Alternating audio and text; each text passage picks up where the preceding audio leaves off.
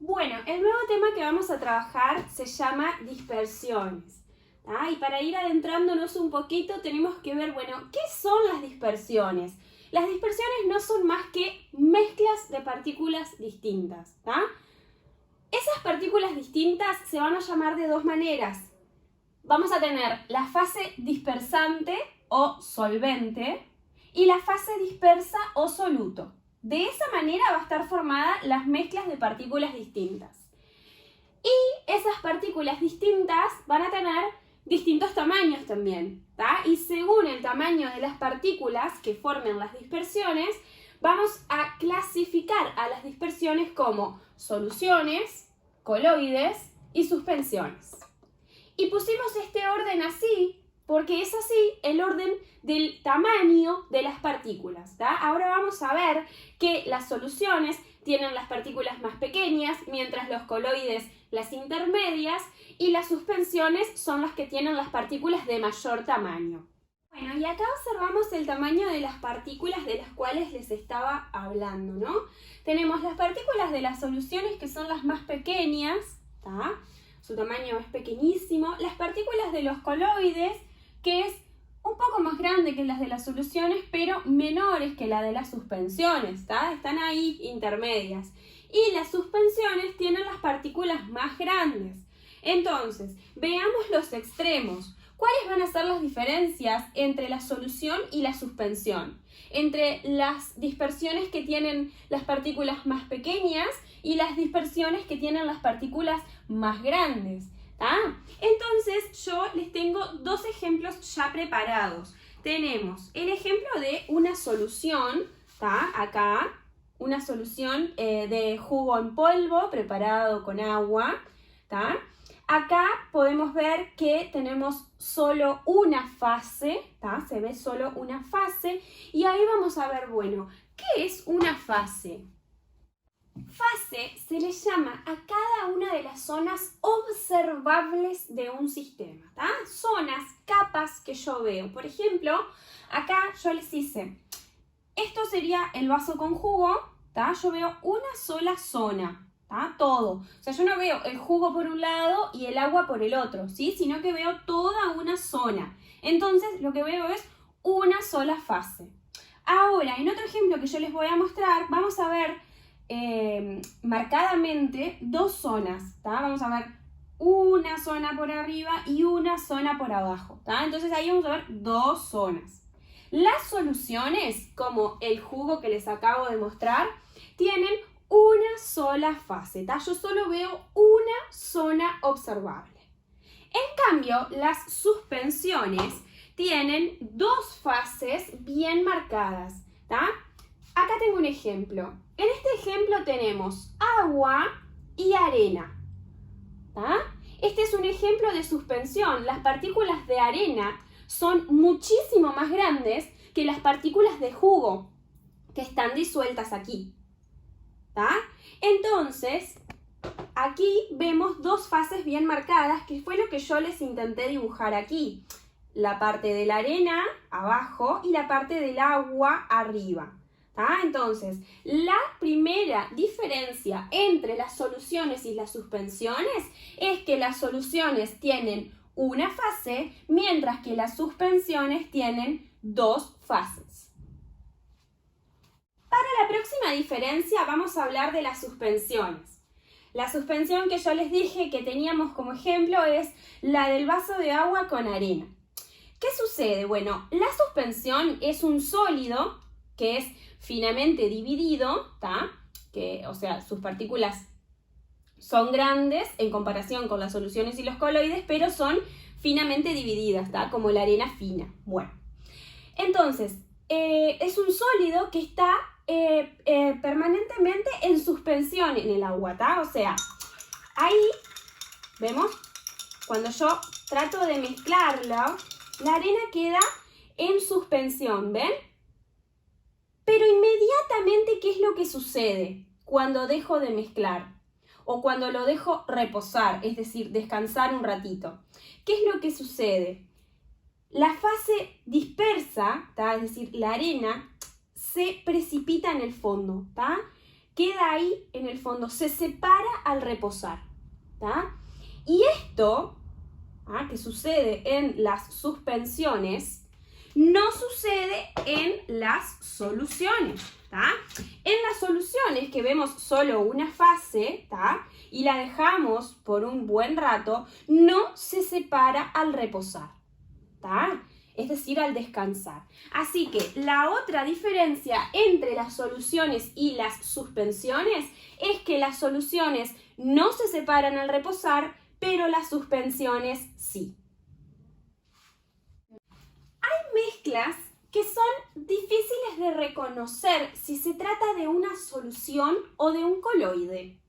Este es el caso de cuando disolvemos en agua gelatina, almidón de maíz, que nosotros lo llamamos comúnmente maicena, o clara de huevo. ¿Tá? Cuando nosotros la disolvemos allí, miren, yo acá tengo un ejemplo en el que tengo agua con almidón de maíz. ¿Tá? El almidón de maíz, el que todos conocemos como maicena. ¿Tá? Entonces, acá lo que hice fue la mezcla de agua y almidón de maíz. Nosotros acá vemos que es algo muy parecido, a la solución jugo en polvo que preparé con agua. ¿Ven?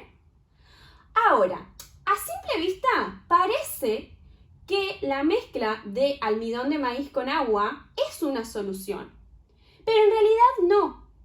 Y lo que las diferencia, porque de iguales lo que tienen es que vemos una sola fase. ¿Vieron?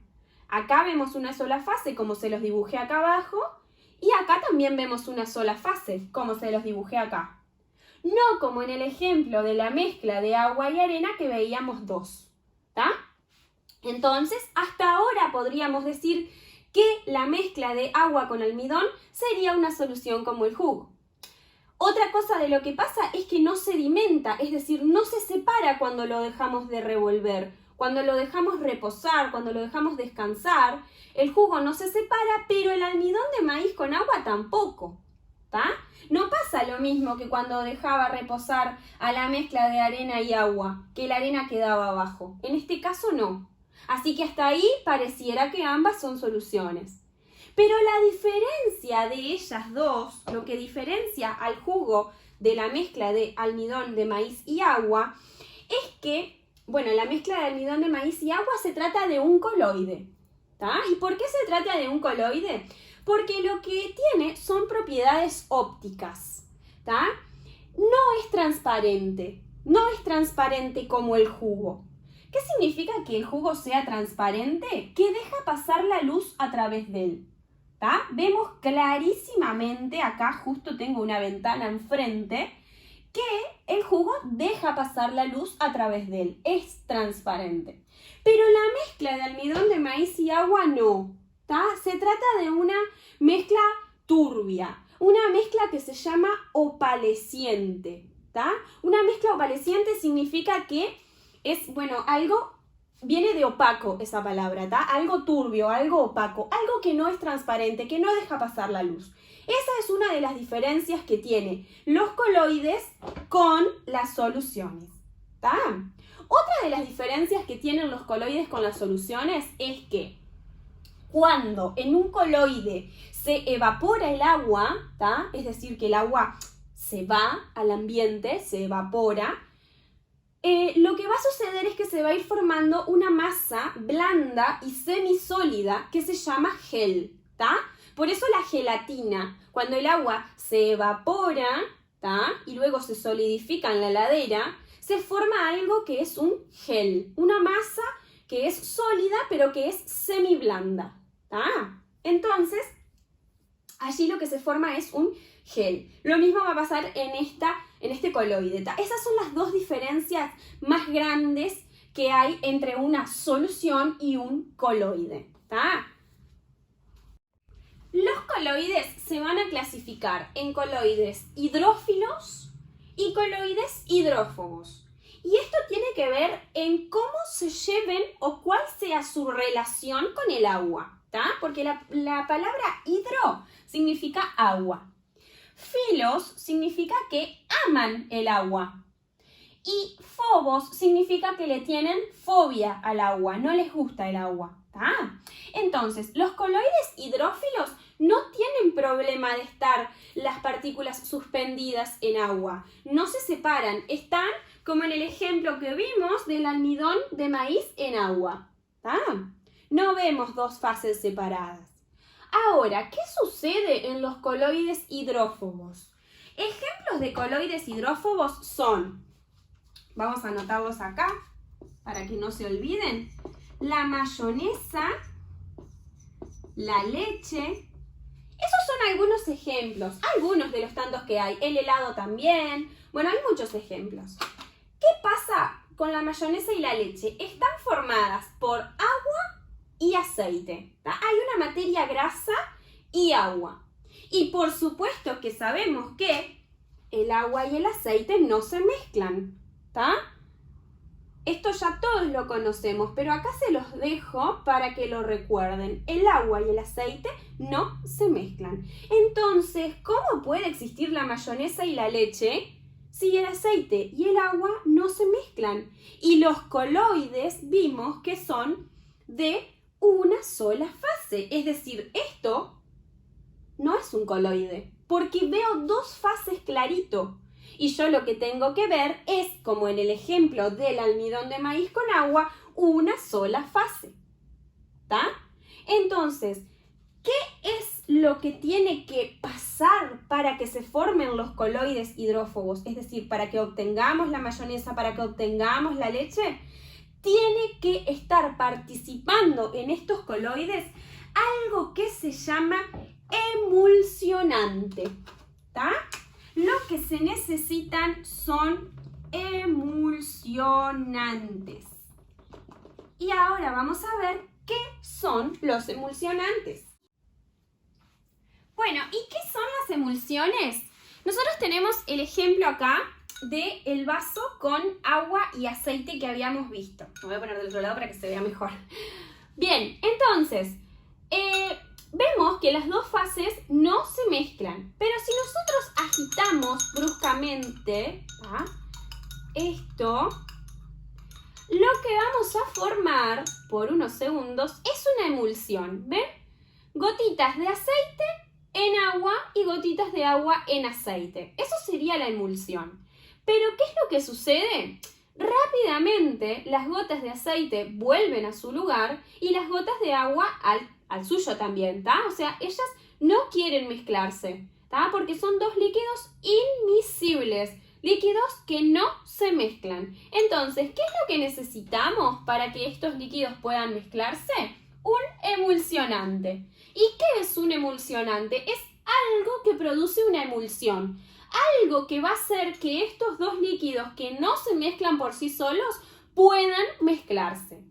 Y nosotros ahí, para este ejemplo del agua y el aceite, tenemos al detergente. Cuando nosotros le añadimos detergente a la mezcla de aceite y agua, vamos a obtener lo siguiente. Miren, cuando nosotros mezclamos el agua con el aceite y el detergente, obtenemos esto. ¿Ven? Ahí ya no vamos a tener rápidamente la fase 1 arriba y la fase 2 abajo, sino que tenemos las gotitas de aceite emulsionadas con las gotitas de agua. ¿Tá? Entonces, aquí el emulsionante es el detergente, en el ejemplo de la mezcla de aceite y agua. En el ejemplo de la mayonesa, el que va a unir al aceite y el agua es el huevo, ¿tá? El huevo, la clara de huevo, es la que va a unir a estos dos ingredientes, es el que va a actuar como emulsionante. Bueno, y lo último que vamos a explicar es por qué actúan de esta manera los emulsionantes, ¿tá? ¿Por qué hacen que el agua y el aceite se mezclen? Bueno, es por cómo están formados los emulsionantes. Los emulsionantes están formados por una cabeza hidrofílica, ¿tá? Recuerden, hidro significaba agua, fílica significa que ama al agua, ¿tá? Esta parte le gusta el agua. Y una cola hidrofóbica, es decir, hidro, agua, fóbica, le tiene temor, no le gusta el agua. Entonces tenemos una cabeza que sí le gusta el agua y una cola que no le gusta el agua. Eso es el emulsionante. Entonces, cuando nosotros tenemos una gotita de aceite, ¿qué es lo que va a pasar? La cola que no le gusta el agua, pero sí le gusta el aceite, va a dirigirse hacia el aceite. Y la cabeza que le gusta el agua va a dirigirse hacia el agua. ¿Tá? Acá tenemos una gota de aceite en agua. Entonces vienen varias partículas de emulsionante, ¿tá? Son cada una de estas que dibujé acá, y se disponen de manera que la cola que no le gusta el agua quede en contacto con la gota de aceite y la cabeza que sí le gusta el agua quede en contacto con el agua. Entonces, varias partículas de emulsionante encierran a la partícula de aceite y hacen que esa partícula de aceite, encerrada en eso que se denomina micela, pueda estar dentro del agua, ¿tá? Por eso, cuando nosotros le agregamos detergente al vaso con agua y aceite, lo podemos mezclar. Podemos formar una emulsión por eso mismo, porque se forman micelas, ¿tá? Con el emulsionante, con eso que les dije, que la cabeza le gusta el agua, pero la cola no, y se disponen a encerrar las gotitas de aceite en esa micela y hacer que las gotitas de aceite puedan estar tranquilas en el agua porque están encerradas ahí, no están en contacto con el agua, ¿tá? Para eso entonces sirven los emulsionantes. Son algo que produce que dos líquidos que antes no se mezclaban, ahora sí puedan mezclarse.